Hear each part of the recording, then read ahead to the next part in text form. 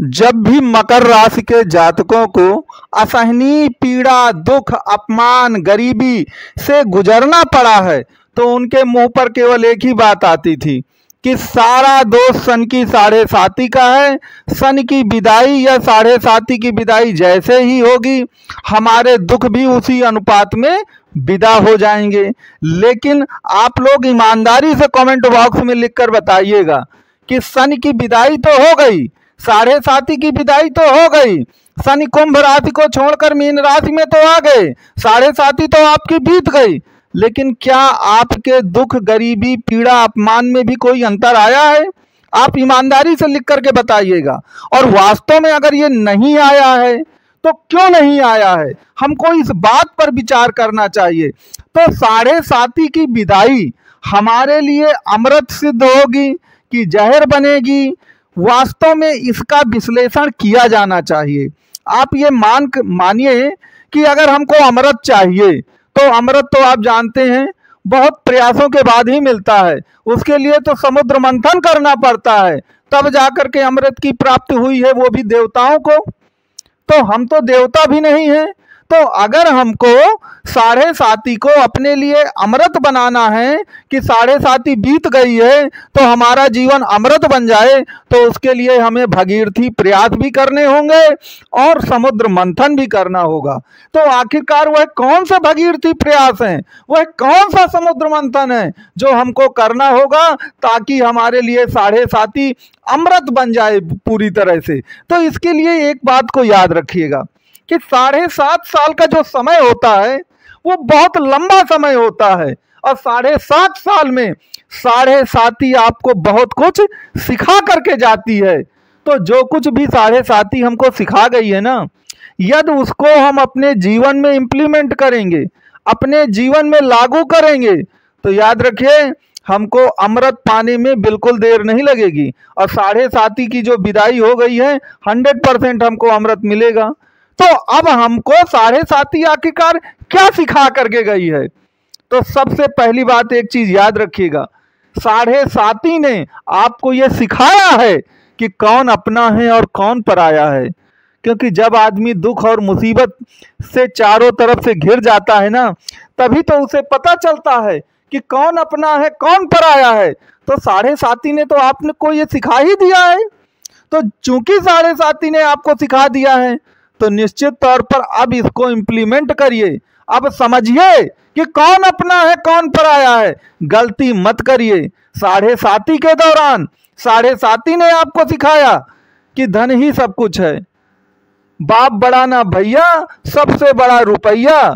तो अगर धन आपके पास नहीं है तो याद रखिए पीड़ा सहनीय हो जाएगी।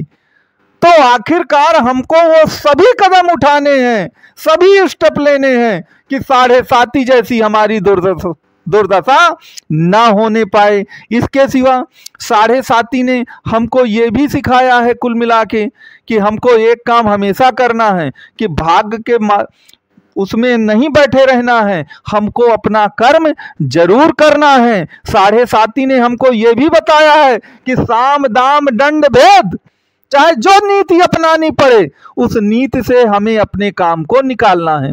तो क्या जो साढ़े साती ने हमको ये बृहद ज्ञान दिया है कि जीवन में फिर कभी हमको उस पीड़ा से न गुजरना पड़ा, जिस पीड़ा से हमें गुजरना पड़ा है साढ़े साती में, उसको क्या हम इम्प्लीमेंट करेंगे अपने जीवन में?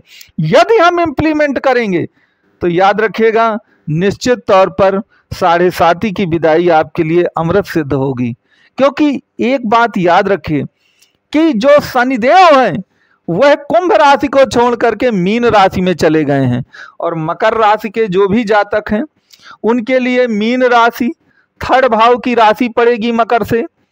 तो तीसरे भाव पर शनि का विचरण, और वो भी साढ़े साती को छोड़ करके। तो एक चीज हमेशा याद रखिएगा कि जब भी शनि साढ़े साती को छोड़ करके 3rd भाव पर आते हैं तो 3rd भाव क्या है?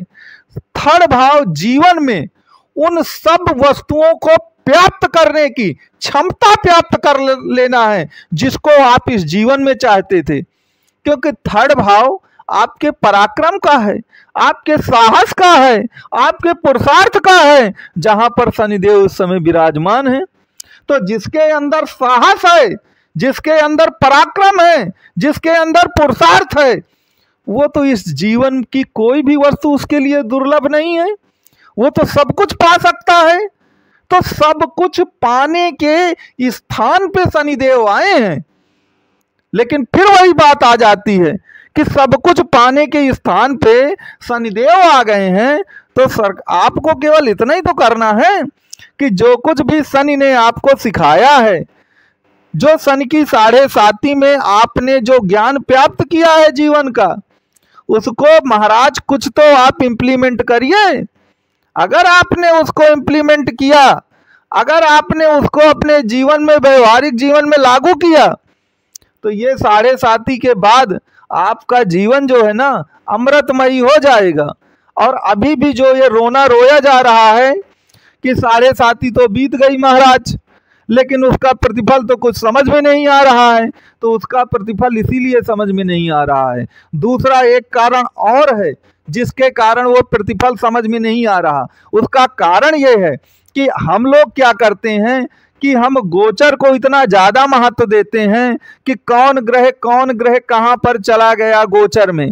शनि जो हैं कुंभ से मीन में आ गए, आपके मंगल देव जो हैं वो कर्क राशि में हैं, वो कब सिंह में जाएंगे। हम लोग इसी का एनालिसिस करते रहते हैं।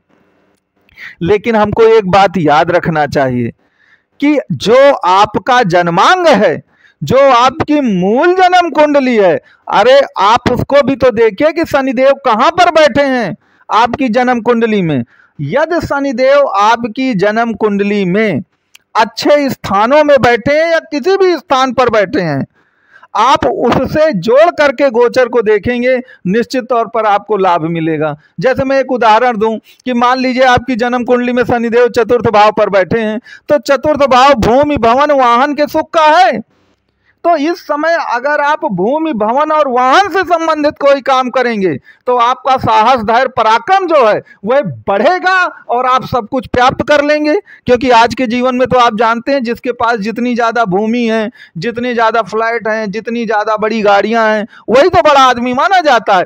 तो आप अपनी जन्म कुंडली से जोड़ करके गोचर को देखिए, इससे जोड़ करके देखेंगे, निश्चित तौर पर मैं दावे के साथ कहता हूं आपकी सभी मन की मुरादें जो हैं वो 100% पूरी हो जाएंगी। तो और ये 7.5 आपके लिए निश्चित तौर पर अमृतमयी सिद्ध होगी। तो मित्रों, कुंडली को समझिए। अगर कुंडली समझ में नहीं आ रही, कोई दिक्कत है, तो आप दिए गए नंबर पे कुंडली का कंसल्ट कर सकते हैं।